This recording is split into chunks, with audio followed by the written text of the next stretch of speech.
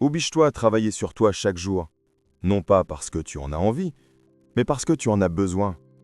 Parce que personne ne viendra te sauver, te motiver ou construire la meilleure version de toi-même à ta place. Tu es le projet le plus important de ta vie. Et si tu ne prends pas ça au sérieux, tout ce dont tu rêves restera à l'état d'intention. Tu veux des résultats? Commence par la discipline. Tu veux la paix d'esprit? Commence par l'autocontrôle. Tu veux la liberté? Commence par la responsabilité. Arrête d'attendre le moment parfait. Arrête de dépendre de ton humeur. Oblige-toi, pousse-toi, développe le caractère de celui qui ne capitule pas, de celui qui est présent, de celui qui travaille sur lui tous les jours, sans excuse. Car c'est là que se produit la véritable transformation. Avant que la vidéo ne commence vraiment, je veux que tu fasses quelque chose de simple, mais de puissant pour la communauté Élan Vital. Va dans les commentaires et écris « À partir d'aujourd'hui, je m'engage à grandir chaque jour. Je suis stoïque ». Fais-le non seulement pour participer, mais pour l'inscrire dans ton esprit. Parce que quand tu l'écris, tu le déclares. Et quand tu le déclares, tu le renforces.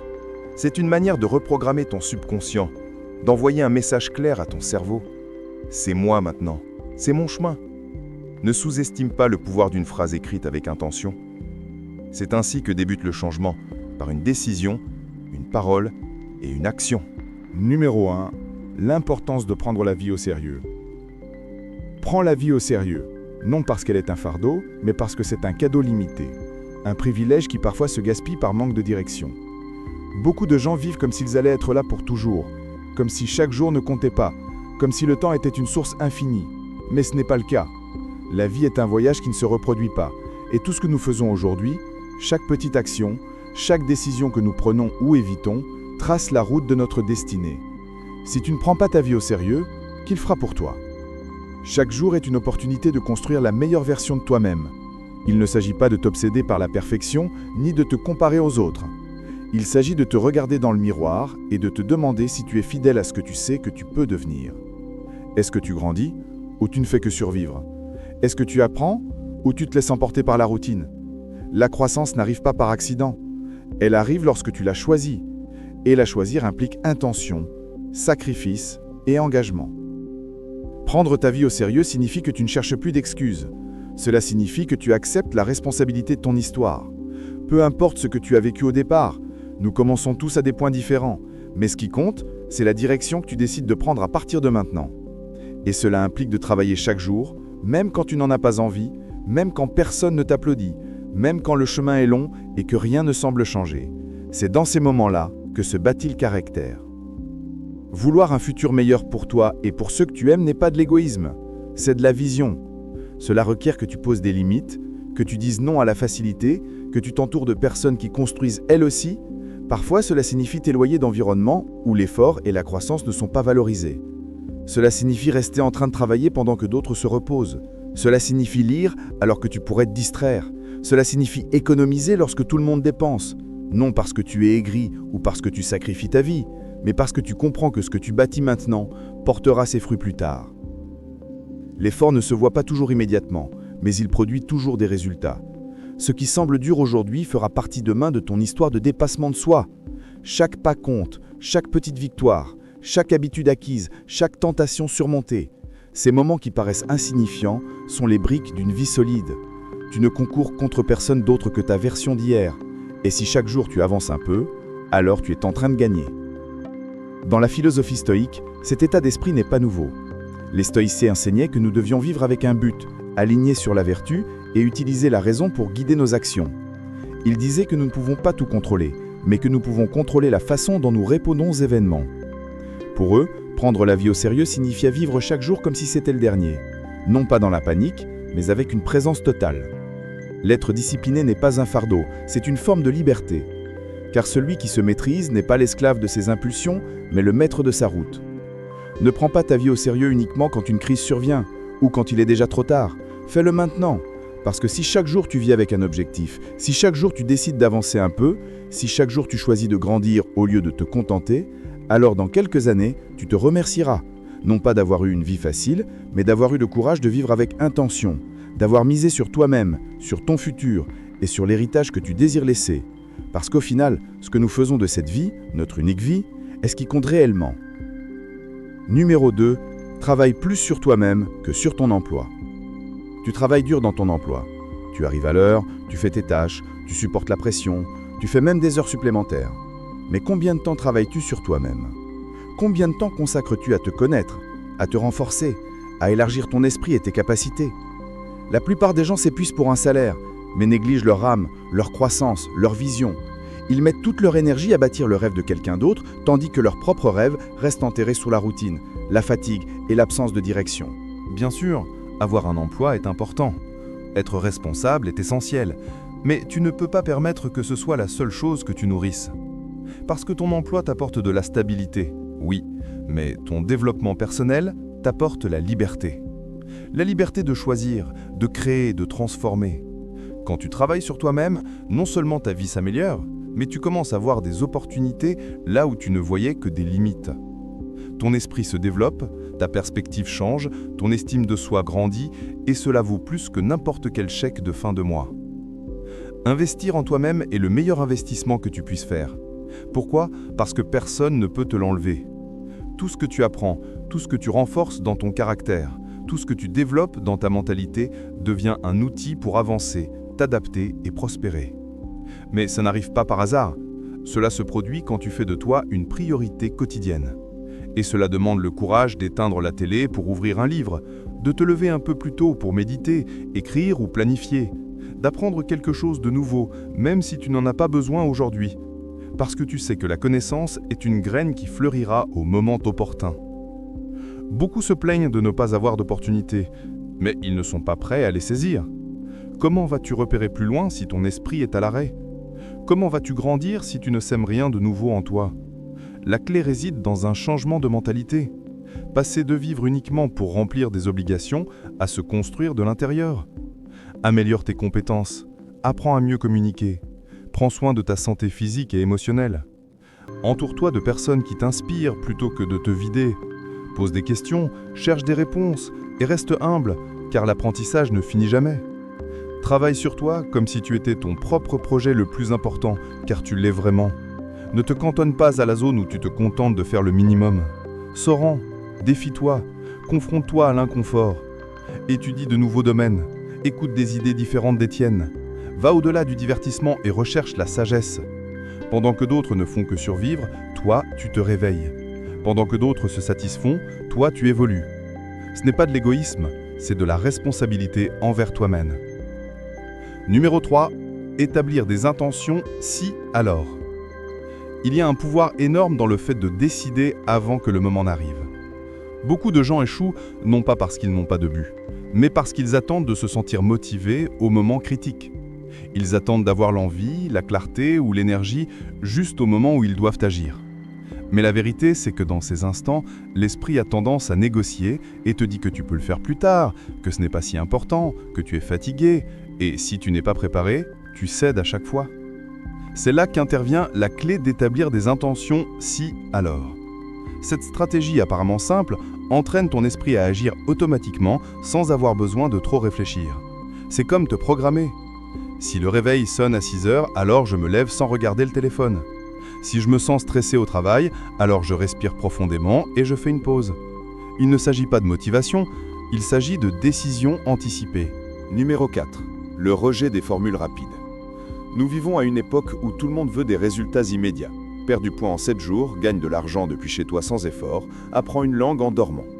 Bien que cela semble attrayant, ces formules rapides sont un piège. Elles promettent beaucoup, mais ne construisent rien de réel, parce que ce qui s'obtient sans effort se perd sans résistance. Et si tu n'as pas traversé le processus, tu n'es pas prêt à maintenir le résultat. Le succès réel, celui qui dure, ne se trouve pas dans les raccourcis. Il se trouve dans la constance, dans le travail silencieux, dans la pratique répétée. Il se construit dans les jours où personne ne t'applaudit, dans les moments où d'autres abandonnent et où toi, tu décides de continuer. Mais ça ne se vend pas bien. Ce qui se vend, c'est le facile, le rapide. Ce qui, soi-disant, ne nécessite aucun sacrifice. C'est pour ça que tant de gens vivent frustrés, sautant d'une formule à l'autre, dans l'espoir que la prochaine soit enfin celle qui changera leur vie. Rejeter les formules rapides, c'est un acte de maturité. Cela signifie que tu ne cherches plus des miracles, mais des stratégies, que tu ne te laisses plus tromper par l'éclat superficiel de promesses vides. Tu sais que ce qui a de la valeur prend du temps, que ce qui est authentique demande de l'effort, et que tu es prêt à payer ce prix. Car tu sais que sans le processus, il n'y a pas de fondation solide. Numéro 5. Le pouvoir de l'auto-éducation. Personne ne viendra te sauver. Personne ne frappera à ta porte pour t'apporter le savoir dont tu as besoin pour transformer ta vie.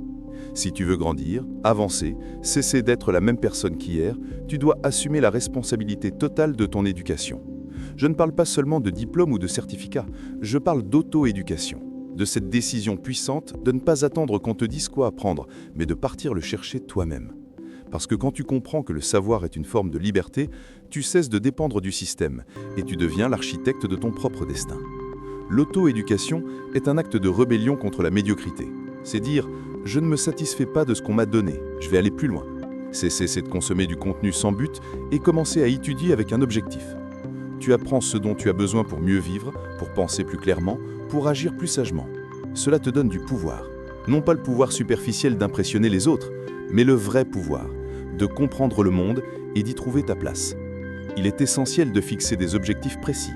Il ne s'agit pas d'apprendre pour apprendre, mais de relier ce que tu apprends à tes buts. Tu veux entreprendre ? Apprends sur le business, le leadership, la finance. Tu veux améliorer ta communication ? Étudie le langage, écoute des discours, analyse comment les messages sont construits. Tu veux mieux te comprendre ? Plonge-toi dans la psychologie, la philosophie, l'écriture personnelle. Fais-le chaque jour, ne serait-ce qu'un peu. Car la connaissance ne s'accumule pas en un seul jour, mais elle se construit avec la constance. Numéro 6. Visualise tes objectifs et le processus. Ton esprit a besoin de direction, d'images claires pour savoir où aller. Il ne suffit pas de dire « je veux une vie meilleure, je veux réussir, je veux changer ». Ces mots sont vagues si tu ne les accompagnes pas d'une vision concrète. Ce que tu visualises avec clarté devient un aimant. L'esprit s'organise autour de ce que tu imagines constamment. C'est pourquoi visualiser tes objectifs n'est pas juste un simple jeu mental. C'est un outil puissant pour aligner ton attention, ton énergie et tes actions. Mais il ne suffit pas de visualiser uniquement le résultat. Il ne s'agit pas de voir seulement le succès final, l'objectif atteint ou la vie rêvée. Il s'agit aussi de visualiser le processus. C'est là toute la différence. Imagine-toi en train de te lever tôt, de faire ce que tu dois faire, même sans envie. Visualise les jours où tu chutes et comment tu te relèves. Visualise les obstacles, les doutes, les décisions difficiles et la manière dont tu choisis de continuer. Malgré tout, quand tu habitues ton esprit non seulement à voir le sommet, mais aussi la montée, tu prépares ton caractère à supporter le chemin. Numéro 7. Les opportunités sont le résultat d'être prêt. Les opportunités n'arrivent pas par magie. Elles n'apparaissent pas parce qu'aujourd'hui tu t'es levé en ayant de la chance ou parce que l'univers a décidé de te bénir sans raison. Elles arrivent parce que tu t'es préparé à les recevoir, parce que pendant que les autres se reposaient, toi, tu continuais à apprendre. Parce que pendant que le monde doutait, toi, tu continuais à construire. Et c'est là que beaucoup se trompent. Ils attendent que la vie leur donne quelque chose sans avoir fait le travail intérieur nécessaire pour le mériter ou le maintenir. Comment se préparer ? Jour après jour, sans attendre que quelqu'un te motive, sans espérer de résultats immédiats, tu le fais parce que tu sais que le moment viendra et que quand il viendra, tu ne permettras pas qu'il te trouve dans le doute ou dans le manque de préparation. Numéro 8. Développer une mentalité inébranlable. Tout commence dans l'esprit. Avant n'importe quel accomplissement, avant n'importe quel objectif atteint, avant n'importe quelle victoire extérieure, il y a une bataille intérieure déjà gagnée. La bataille de la mentalité. Peu importe ton talent, tes ressources ou les opportunités qui se présentent, si tu n'as pas un mental solide, tu abandonneras dès le premier obstacle. Tu douteras de toi au moindre imprévu et tu laisseras tout tomber si tu échoues une fois. C'est pourquoi développer une mentalité inébranlable n'est pas un luxe, c'est une nécessité. Numéro 9. Définir des objectifs avec un but. Un objectif sans but n'est une phrase jolie dans un carnet. C'est pour cela que tant de gens commencent avec enthousiasme, mais s'éteignent en cours de route. Ce n'est pas qu'ils n'ont pas de talent ou de temps, c'est qu'ils n'ont pas de raison profonde pour soutenir leur motivation quand elle faiblit. Parce que la motivation est instable, mais le but est un carburant. Quand tu sais pourquoi tu fais ce que tu fais, tu n'as plus besoin de ressentir l'inspiration en permanence. Tu agis même sans envie, parce que tu comprends que ce que tu fais a du sens. Définir des objectifs avec un but signifie aller au-delà du résultat. Ce n'est pas juste dire « je veux perdre du poids »,« je veux gagner plus d'argent »,« je veux réussir ». C'est te demander qu'y a-t-il derrière cela. Pourquoi veux-tu perdre du poids ? Pour ta santé ? Pour avoir plus d'énergie ? Pour tes enfants ? Par amour-propre? Que représente pour toi la réussite? La reconnaissance? L'impact? La tranquillité financière? Plus ta raison sera claire, plus fort sera ton engagement. Numéro 10. Stratégie pour surmonter la procrastination. La procrastination n'est pas de la paresse, c'est une forme d'évitement. Tu ne reportes pas parce que ça ne t'intéresse pas, mais parce qu'il y a quelque chose derrière qui te gêne. La peur de l'échec, la peur de ne pas faire les choses parfaitement, la peur de commencer quelque chose que tu n'es pas sûr de finir. Cette peur mélangée à l'indécision et au manque de clarté devient une barrière invisible qui te paralyse. Mais sortir de ce cycle ne nécessite pas une transformation totale en un jour. Tu as besoin de petites victoires, de passer à l'action de manière minime mais régulière. Et c'est là qu'intervient l'une des techniques les plus simples et efficaces, la règle des 2 minutes. Quand tu as une tâche que tu repousses depuis un moment, engage-toi à ne la faire que 2 minutes, pas plus. Dis à ton esprit, je vais juste commencer, juste un peu. Dès que tu commences, il se passe quelque chose.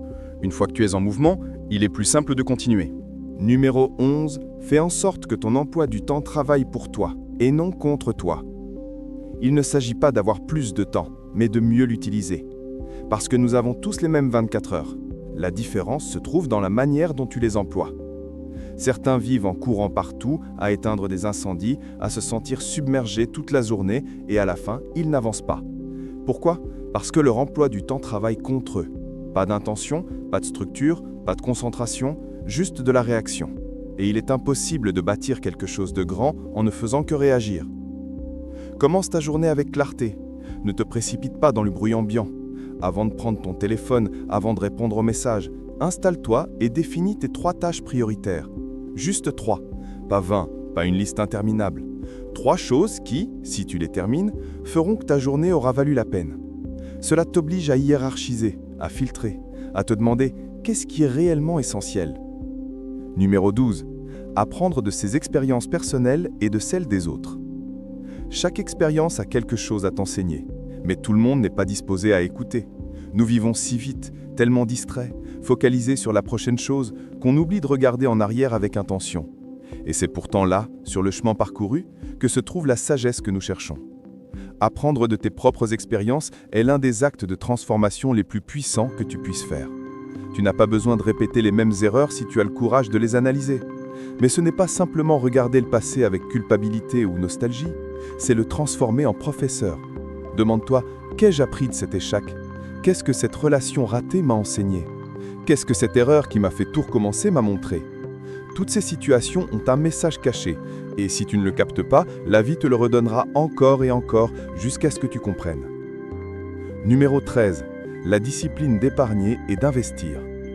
La liberté ne se trouve pas seulement dans le temps ou l'espace, mais aussi dans le rapport que tu entretiens avec ton argent. Je ne parle pas de devenir millionnaire ou d'amasser de l'argent par vanité, mais de cette tranquillité d'esprit qui naît du fait de savoir que, quoi qu'il arrive, tu disposes d'un matelas. Que si un jour tout bascule, tu ne paniqueras pas, parce que tu as été avisé, tu as eu de la discipline, tu as anticipé. Épargner n'est pas une punition, ce n'est pas se priver de vivre, c'est s'assurer de pouvoir vivre avec sérénité demain.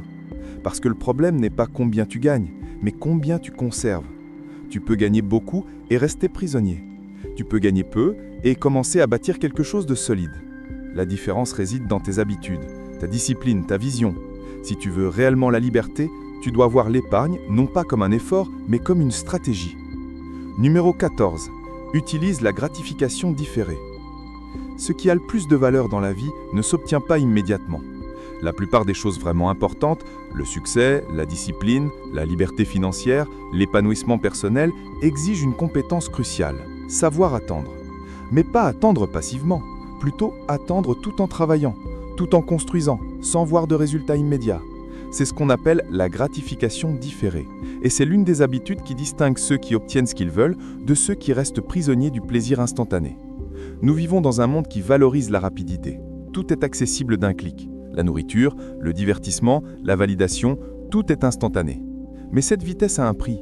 Plus tu t'habitues à l'immédiat, plus ta capacité de résister, de persister, de reporter la récompense s'affaiblit. Et sans cette capacité, tes objectifs s'écroulent dès qu'une distraction apparaît. Pour réussir quelque chose de grand, tu dois t'entraîner à retarder le plaisir. Non pas à l'éviter complètement, mais à le mériter.